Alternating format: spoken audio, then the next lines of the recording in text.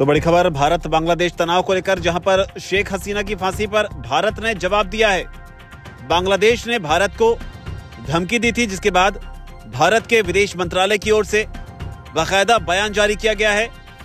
आपको बता दें, बांग्लादेश की पूर्व प्रधानमंत्री शेख हसीना इन दिनों भारत में है और उनके खिलाफ बांग्लादेश में इंटरनेशनल क्राइम्स ट्राइब्यूनल की तरफ से एक केस की सुनवाई की गई और उनके खिलाफ सजाए मौत का ऐलान किया गया।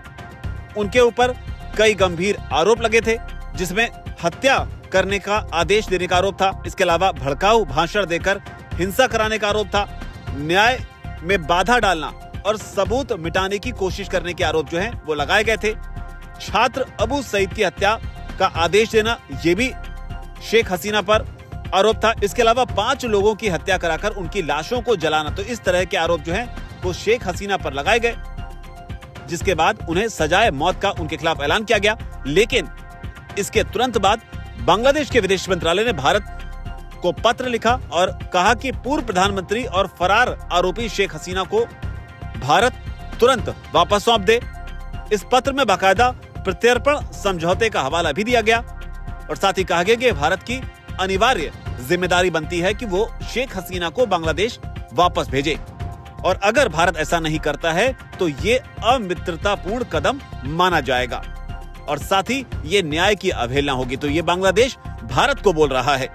बांग्लादेश यही नहीं रुका, उसने साथ ही ये भी कहा कि अगर भारत हसीना को शरण देता रहता है और उसे वापस भेजने में देरी करता है तो ये द्विपक्षीय रिश्तों पर प्रतिकूल प्रभाव डाल सकता है। तो यहाँ पर बांग्लादेश भारत को सीधे तौर पर धमकी देता हुआ नजर आ रहा है।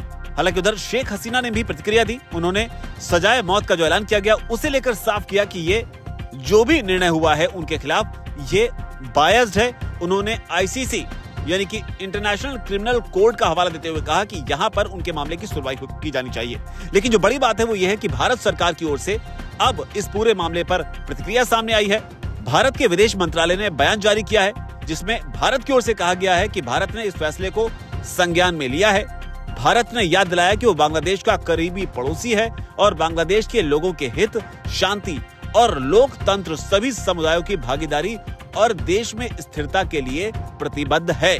भारत की ओर से यह भी कहा गया कि बांग्लादेश की शांति और स्थिरता को ध्यान में रखते हुए सभी पक्षों के साथ रचनात्मक तरीके से बातचीत जारी रखी जाएगी। तो यहाँ पर भारत ने यह साफ कर दिया है कि शेख हसीना के मामले में भारत का फैसला वही होगा जो बांग्लादेश के लोगों के हित में होगा, शांति के हित में होगा, लोकतंत्र के हित में होगा, और इसे तय करने के लिए भारत सारे स्टेक होल्डर्स के साथ मिलकर आगे की कार्रवाई जो है वो करेगा। आपको बता दें कि बांग्लादेश में जब तक तबलट हुआ उसके बाद से ही शेख हसीना भारत में है और भारत से ही समय समय पर वो बयान भी देती रहती हैं।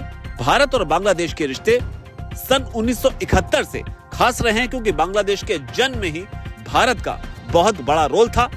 बांग्लादेश जो एक जमाने में ईस्ट पाकिस्तान हुआ करता था, उसे भारत ने ही बांग्लादेश के रूप में उसके अस्तित्व को जगह दी। लेकिन आज बांग्लादेश भारत से इस तरह के लहजे में बात कर रहा है। अब देखना होगा भारत शेख हसीना के मामले पर आगे किस तरह से बढ़ता है।